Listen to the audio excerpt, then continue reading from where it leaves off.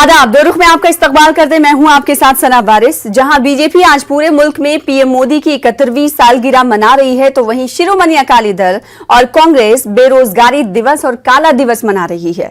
शिरोमणि अकाली दल 3 ज़रूरी क़वानीन के 1 साल होने पर काला दिवस मना रही है। दिल्ली में इजाजत न मिलने के बावजूद शिरोमणि अकाली दल ने मार्च निकालने की कोशिश की, जिसके बाद हरसिमरत कौर और सुखबीर सिंह बादल समेत कई लीडरान को पुलिस ने हिरासत में लिया। एहतजाज को नाकाम बनाने की कोशिश को हरसिमरत कौर ने अनडिक्लेयर्ड इमरजेंसी से ताबीर किया। एहतजाज में शामिल हरसिमरत कौर ने मरकजी हुकूमत पर इल्जाम आयद करते हुए कहा कि सबका साथ सबका विकास का वादा किया था, लेकिन इस हुकूमत ने पूरे मुल्क के किसानों के साथ धोखा किया है। हरसिमरत कौर ने कहा कि ज़रूरी क़वानीन की वापसी तक ये लड़ाई जारी रहेगी। वाज़ेह है कि 1 साल कबल आज ही के दिन मरकजी हुकूमत ने 3 ज़रूरी कानून लाया था, तभी से इन क़वानीन के खिलाफ किसानों का एहतजाज भी जारी है। इस कानून के खिलाफ किसानों के एहतजाज को 9 माह भी मुकम्मल हो चुके हैं। वहीं 1 साल कबल इसी ज़रूरी क़वानीन की वजह से शिरोमणि अकाली दल और बीजेपी के दहाइयों पुराने रिश्ते भी टूटे थे और हरसिमरत कौर ने मोदी काबीना से इस्तीफा दिया था, जिसके बाद बीजेपी के मुखालिफिन में एक और इजाफा हुआ। उधर एसएडी से भी किसान नाराज हैं। पंजाब में इन्हें मुख्तलिफ मकामात पर किसानों के एहतजाज का सामना रहा है। बहरहाल ज़रूरी क़वानीन के 1 साल की तकमील पर क्या है सियासी पार्टियों का रुख, जानेंगे प्रोग्राम दो रुख में। सबसे पहले दो खास मेहमानों का तारुफ करा दें। हमारे दरमियान 2 खास मेहमान मौजूद हैं। रमन मलिक साहब, जो कि तर्जुमान है भारतीय जनता पार्टी के, आपका इस्तकबाल करते हैं। साथ ही साथ एक और खास मेहमान हमारे दरमियान मौजूद हैं, एडवोकेट अमरदीप सिंह धरनी साहब, जो कि तर्जुमान है शिरोमणि अकाली दल के, आपका भी इस्तकबाल करते हैं, खैर मकदम करते हैं। धरनी साहब, सबसे पहले मैं आपके पास आना चाहूंगी इस सवाल के साथ। शिरोमणि अकाली दल आज दिल्ली में प्रोटेस्ट कर रही है, कर चुकी है। इस प्रोटेस्ट के पीछे मकसद क्या है? दिल्ली में इस एहतजाज को करने के पीछे मकसद क्या है, और क्या लगता है कि जो मकसद था उस मकसद में आप कामयाब हुए? देखिए, एक प्रोटेस्ट होता है और सारे हिंदुस्तान में ये प्रोटेस्ट हो रहे हैं, चाहे वो बंगाल में हो, चाहे वो अपना महाराष्ट्र में हो, चाहे वो यूपी में हो या वो उत्तराखंड में हो। हर कोई कोशिश करता है कि उस प्रोटेस्ट के द्वारा जो पार्लियामेंट में ये काले कानून उन्होंने पास किए हैं, उनको किसी ना किसी तरीके से उनको खारिज करवाया जाए। देखिए, ये 1 साल हो चुका है। आज 1 साल पहले इन्होंने ये कानून है जो वो पास किए थे, और शिरोमणि अकाली दल ने तब भी पार्लियामेंट में ये प्रोटेस्ट किया था। हरसिमरत कौर बादल ने भी प्रोटेस्ट किया था, और सरदार सुखबीर सिंह बादल ने भी अपना डिसेंडिंग नोट उसमें दिया था। मगर उसके बाद भी 1 साल से किसान जो है वो दिल्ली की बाउंड्री पे बैठे हैं, और उसके बाद तकरीबन 700 के करीब जो है किसान वहां पे शहीदी पा चुके हैं। देखिए, अगर आपको कानून बनाने हैं तो जिस देर के लिए आपने कानून बनाने हैं, तो आपको कम से कम उनसे बात करनी चाहिए, उनसे डिस्कस करना चाहिए, उनकी कोई कमेटी बुलानी चाहिए। ये नहीं है कि आप कोई ऑर्डिनेंस है जो कोविड के टाइम पे, इतनी क्या जल्दी थी कि कोविड के टाइम पे एक ऑर्डिनेंस लाए गए, और जब थोड़ा कोविड में थोड़ा ठीक हुआ तभी वो जो है काले कानून में बदल दिए। और उसमें जो कांग्रेस का रोल रहा, उसमें जो बाकी आम आदमी पार्टी का रोल रहा, जो बाकी पार्टियां उनका रोल रहा। देखिए, उनको चाहिए था कि पार्लियामेंट में प्रोटेस्ट करते, ना कि वो वहां से जो है छोड़ के चले जाते। बाकी पार्टियों ने ऐसा किया। देखिए, शिरोमणि अकाली दल शुरू से किसानों की पार्टी है, किसानों के हक में। लेकिन किसान तो आपसे भी नाराज है ना दर्दी साहब? देखिए, किसान तो आपको मुजाहरे भी करने नहीं दे रहे हैं, आपको नाकों पर रोक रहे हैं। इसकी क्या वजह है? आप तो किसानों की बात कर रहे हैं। सना, देखिए, मोगा रैली में इन्होंने किसानों जो शिरोमणि अकाली दल की रैली थी वहां पे प्रोटेस्ट करने की शुरू की। हमने 35 व्यक्तियों की हमने एक लिस्ट जारी की, जिसमें फोटो थी और उनके नंबर और सब कुछ उनके गांव के नाम थे। जो सारे के सारे जो व्यक्ति थे वो सारे के सारे या आम आदमी पार्टी के थे या कांग्रेस के थे। देखिए इसके ठीक पीछे वजह ये नहीं है, हाँ। वजह ये है कि ये पंजाब का माहौल किसी ना किसी तरीके से खराब करना चाहते हैं, जो हम नहीं चाहते, इसीलिए हमने ठीक ये पोस्टपोन किया। ठीक है, आपके पास मैं लौटूंगी। रमन मलिक साहब, आपसे मेरा सवाल ये, शिरोमणि अकाली दल दिल्ली में प्रोटेस्ट कर रही थी, प्रोटेस्ट करने का एहतजाज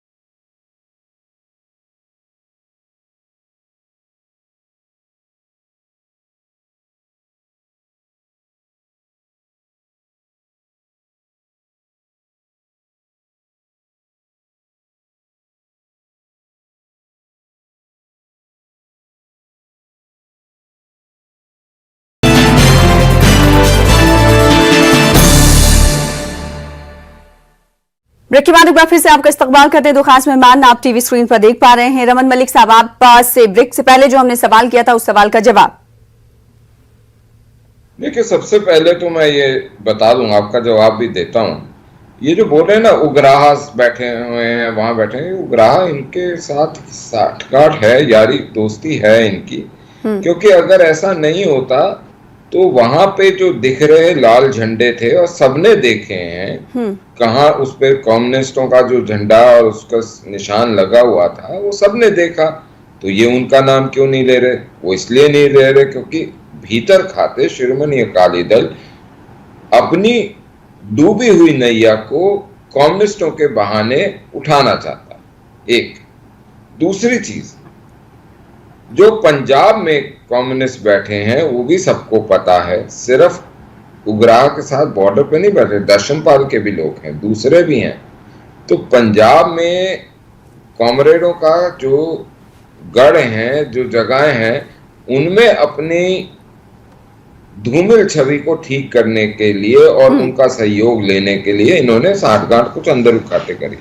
अब बात आते हैं जो आपने सवाल पूछा, वकील साहब बैठे हैं, मैं ये समझना चाहूंगा कि आप क्या बोलना चाहते हैं। वकील साहब, आप ये बोलना चाहते हैं कि आपके नेता अनपढ़ हैं? क्या आप ये बोलना चाहते हैं कि उनको समझ नहीं है? क्या ये आप बोलना चाहते हैं कि सरदार प्रकाश सिंह बादल को कानूनों की समझ नहीं है? वो भीष्म पितामह है राजनीति के, उनको सब समझ है। और जब उन्होंने आज जब ये बोला था तो ये स्पष्ट है कि उन्होंने पढ़ के बारीकियां समझाई थी। तो जब बारीकियां समझाने लगता है इंसान तो वो कानून को पढ़ के आता है, बिना पढ़े नहीं आता। अब मैं एक और सवाल आपके सामने रखूंगा आपसे, और मैं जत्थेबंदियों से भी जो हैं उनसे बार बार बोलता हूं। मैं आज आपसे पूछता हूं साहब, क्या आप ये सुनिश्चित कर सकते हैं हमारे को और इस प्रोग्राम के माध्यम से पूरे दर्शकों को कि आपने, चलो किसान जत्थेबंदियों ने नहीं करा, आपने क्या ये करा है कि इन जिनको आप 3 काले कानून कह रहे हैं, उन काले कानूनों को आपने जनता के बीच में ले जाके समझाया हो कि इस कानून का ये फलसफा जो है, ये पॉइंट जो है, ये इस हिसाब से गलत है, ऐसे ऐसे इसमें प्रॉब्लम आएगी, इसका ये मतलब निकलता है, कानूनी मतलब ये निकलता है। आपने इस प्रकार का कोई कार्य करा है? नहीं करा, किसी ने नहीं करा। लेकिन रमन मलिक साहब, एक मैसेज तो उसी वक्त दे दिया था शिरोमणि अकाली दल ने, कैबिनेट से इस्तीफा देकर। तो इतना बड़ा त्याग दिया उन्होंने, तो क्या आपको लगता है कि ये सियासी लालच की वजह से दिया गया है?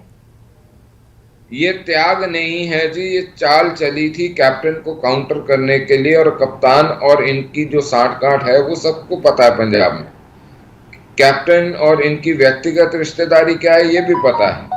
बात मुसीबत की या इनके लिए ये हो गई कि ना उगलते बन रहा है ना निगलते। ठीक है, क्या धरनी साहब, शिरोमणि अकाली दल के लिए अब ये वक्त है कि ना उगल रहा है, उगलते बन रहा है, ना निगलते बन रहा है? साथ ही रमन मलिक साहब ये कह रहे थे कि जो रिश्ते हैं आप दोनों के दरमियान, पंजाब सरकार के दरमियान और एसएडी के दरमियान, वो सभी के सामने हैं। सिर्फ और सिर्फ सियासत में अपनी पहुंच को बरकरार रखने के लिए शिरोमणि अकाली दल की तरफ से ऐसा किया जा रहा है।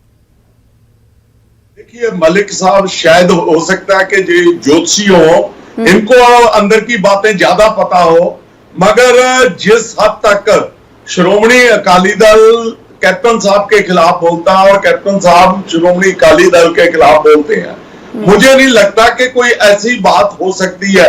मगर हो सकता है कि मलिक साहब ज्यादा ज्योतिषी हैं, अंदर का पढ़ सकते हो। और दूसरी बात मैं इनसे ये पूछना चाहता हूँ, मलिक साहब, मलिक साहब, व्यक्तिगत रिश्ते हैं या नहीं है? एक मिनट, पारिवारिक रिश्ते हैं या नहीं है? अरे मलिक साहब, अरे सुनिए मलिक साहब, हम कितने चैनलों पे आपसे मिल चुके हैं। हमारे और तुम्हारे बीच भी एक रिश्ता है, हमारी कोई आपसे कोई दुश्मनी नहीं है। देखिए, लाल झंडा कोई बैन नहीं है। जो लाल झंडा कहते हो आप, मेरी सुनिए अकाली दल का इतिहास मैंने भी पढ़ा है सर। मेरा ससुराल अमृतसर में है। मैं पंजाब की राजनीति को बहुत क्लोज से देखता हूँ। मैं आपको आज भी बता सर, सकता हूँ, कभी भी कॉमरेडों का और अकालियों का कभी संयोग नहीं था। अरे सर, अगर मैं कुंडली मोदी साहब की निकालने लगूंगा ना तो आपको थोड़ा दर्द होगा। मैं नहीं बोल रहा, नहीं, मेरे को कोई दर्द नहीं, बताइए ना क्या है, उनका तो जीवन ही साफ सुथरा है। मैं व्यक्तिगत बात पे बोलना ही नहीं चाहता। देखिए, वो हमारे माननीय प्रधानमंत्री है, वो रिस्पेक्टफुल है, हमारी उनके प्रति हमारा रिस्पेक्ट है। देखिए, दूसरी बात, मैं आपको एक बात बता दूं कि आज आपको पता है कि सारे का सारा हिंदुस्तान आपके खिलाफ, आपकी मुखालफत में बैठा है। अरे, आपको लोगों की डेमोक्रेसी में आपको उनकी बात का आदर करना चाहिए, आपको उनकी बात को सुनना चाहिए, मानना चाहिए। अरे, आप ये मेरे को पता है आप सारे के सारे यही बात 2024 में, 2029 में, 2034 में भी बोलोगे। देखिए, 2034 में भी यही बोलोगे। अरे मलिक साहब, बोलना तो मैं भी जानता हूं काफी कुछ, मैं क्यों बोलूंगा। दूसरी बात ये है, देखिए, चलो हम ये बात पे आ जाते हैं कि हमने लोगों की आवाज सुनी, हमने। लेकिन धरनी साहब, आप बार बार ये कह रहे हैं कि आपने लोगों की आवाज सुनी, लेकिन आप लोगों को ये नहीं बता पाए कि इन 3 कृषि कानून में आखिर बुरी चीजें क्या हैं। क्या ऐसी चीजें हैं जो किसानों के लिए बहुत ही परेशान कुन होंगी? और पॉइंट वाइज बताइएगा साहब, आप वकील हैं। हाँ, मुझे ये बताएं कि आज जो हिमाचल में सेब का रेट गिर रहा है, आज जो एडिबल ऑयल का रेट ऊपर को जा रहा है, आज 40 रुपए जो है किसान। देखिए, हमारी एक ही बात है कि किसान की जो फसल है उस पे एमएसपी होनी चाहिए, उसको बढ़िया तरीके से उसकी सारी फसलें बिकनी चाहिए। अरे मैं बताता हूं। रमन मलिक साहब, आपका जवाब। मैं एक सवाल इनके सामने रखता हूं और आपके दर्शक जरा खंगालेंगे गूगल पे तो पता लगेगा। हम और शिरोमणि अकाली दल की सरकार थी, कॉन्ट्रैक्ट फार्मिंग का लॉ आया था। उस लॉ में उस समय ये प्रावधान था, क्योंकि सारे कानून बादल साहब के घर पे बनते थे, मैं स्पष्ट रूप से बोल सकता हूं, और उसके बाद उसके ऊपर मुहर लगती थी। तो आज भी वो कानून है पंजाब में, कॉन्ट्रैक्ट फार्मिंग एक्ट का, जो ये कहता है कि अगर किसान पूरी अपनी जो कॉन्ट्रैक्ट है वो पूरा ना करे तो जुर्माने के अलावा 5 साल तक की जेल हो सकती है। तो पंजाब की विधानसभा के अंदर शिरोमणि अकाली दल हो, आम आदमी पार्टी हो या कांग्रेस हो, तीनों ने कभी ये नहीं बोला कि इस कानून को रिपंच कर दो और चेंज करो। ठीक है, धर्मी साहब, पहले क्यों नहीं बोला? देखिए, अभी इसका मिसाल दे रहे थे, एग्जाम्पल दे रहे हैं रमन मलिक साहब कि पहले से कॉन्ट्रैक्ट फार्मिंग को लेकर हैं। अरे देखिए, ये सारी बातें हैं, जो 3 कानून एक उनमें से जो एसेंशियल कमोडिटीज एक्ट है, उसमें से मैं उसकी बुनियाद बताता हूं। अरे, एसेंशियल कमोडिटीज जो है वो कॉन्ट्रैक्ट फार्मिंग पर बात कर रहे थे। नहीं, मैं कॉन्ट्रैक्ट फार्मिंग पे कि पहले से ही है आम आदमी पार्टी, कांग्रेस और आप लोगों, कभी आपने उस पर आवाज नहीं उठाई? नहीं, बिल्कुल नहीं। हम हमेशा पहले ये कानून लाने के पहले, इस कानून के अमल में आने के पहले हमारे समय था ये।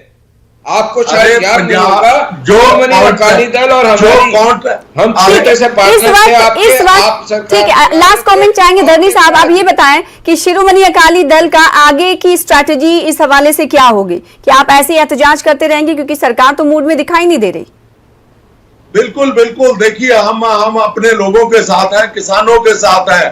जो किसानों का फैसला होगा, शिरोमणि अकाली दल पहले भी किसानों की पार्टी रही है, आगे से भी किसानों की रमन मलिक साहब, देखिए, किसानों के हवाले से ज़रूरी कानून को लेकर भारतीय जनता पार्टी, मोदी सरकार इस वक्त क्या सोच रही है? क्या बातचीत के दरवाजे अब खुलेंगे या नहीं? 1 साल तो मुकम्मल हो चुके, लेकिन किसान नाराज हैं अभी भी।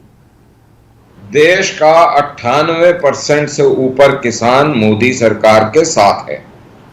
2% के लिए भी हमारे दरवाजे खुले रहेंगे। कब बुलाएंगे? 2% भी नहीं होंगे ये लोग, लेकिन हमारे दरवाजे आखिरी डिसेंट। तो सरकार का वही कहना है जो पहले कहना रहा है कि दरवाजे उनके खुले हैं, तो वहीं किसानों का कहना है कि जब उन्हें सरकार बुलाएगी वो जरूर बातचीत करने के लिए जाएंगे। और तीसरी तरफ अगर सियासी पार्टियों की बात करें तो शिरोमणि अकाली दल का ये कहना है कि ये जद्दोजहद ऐसे ही जारी रहेगी। बेहद शुक्रिया आप दोनों खास मेहमानों का हमारे साथ जुड़ने के लिए और अपना अपना मौक़िफ़ रखने के लिए। फिलहाल इसी के साथ मुझे दीजिए इजाजत, कल फिर होगी मुलाकात बड़े मुद्दे के साथ।